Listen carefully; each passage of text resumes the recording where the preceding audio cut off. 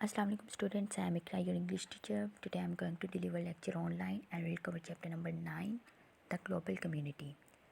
Grade 6, open your English course book, page number 106. Chapter name is the global community.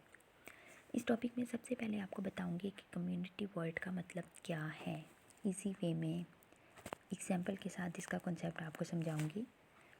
Concept discuss करने से पहले छोटी सी definition read कर लेते हैं कि जो कम्युनिटी है वो दो वर्ड से जुड़कर बना हुआ है, एक कॉम और दूसरा यूनिट। कॉम का मतलब है लिविंग टुगेदर, यूनिट का मतलब है मेक, यानी मिलजुल कर किसी चीज़ को बनाना, मिलजुल कर रहना, इसको हम कहते हैं कम्युनिटी। जिस एग्जाम्पल के साथ बताती हूँ, she belongs to a Muslim community, he belongs to a Hindu community, यानी ये मुस्लिम कम्युनिटी से बिलोंग करती है, वो हिंदू कम्युनिटी से बिलोंग करता है।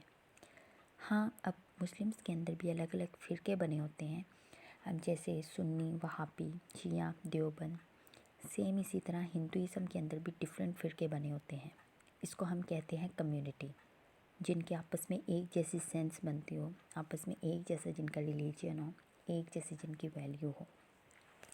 और आई मीन टू से a group of people living in the same place or having a particular characteristics in common।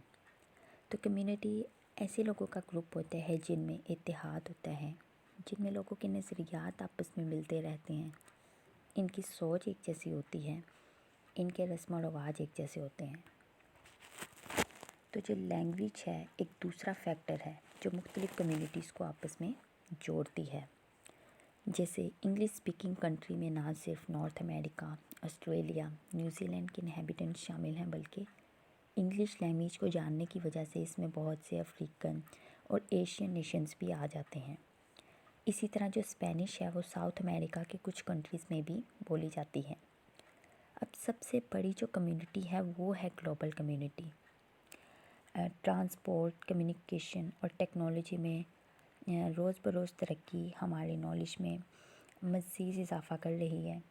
दुनिया के दूसरे हिस्सों में लोग किस तरह रहते हैं, माजी में तो इस तरह की जो इन्फ़ो थी वो बुक को रीड करके हासिल की जाती थी। अब जो टेक्नोलॉजी है उसने इतनी तरक्की कर ली है कि हम दुनिया में एक जगह से दूसरी जगह आसानी से सफ़र कर सकते हैं। अब इंटरनेट और टेलीविज़न ने भी ग्लोबल कम्युनिटी को मज़ीद तरक्की दी है। तो ये था chapter number 9, the global community का review. Now come to the page number 106। मैंने मुश्किल वर्ड्स के जो मीनिंग्स हैं वो ऑलरेडी राइट किए हुए हैं। आप भी अपनी बुक पर इन तमाम वर्ड्स के मीनिंग राइट कर लें। आप इस वीडियो लेक्चर को ध्यान से सुने। I will remove the privacy after 20 minutes.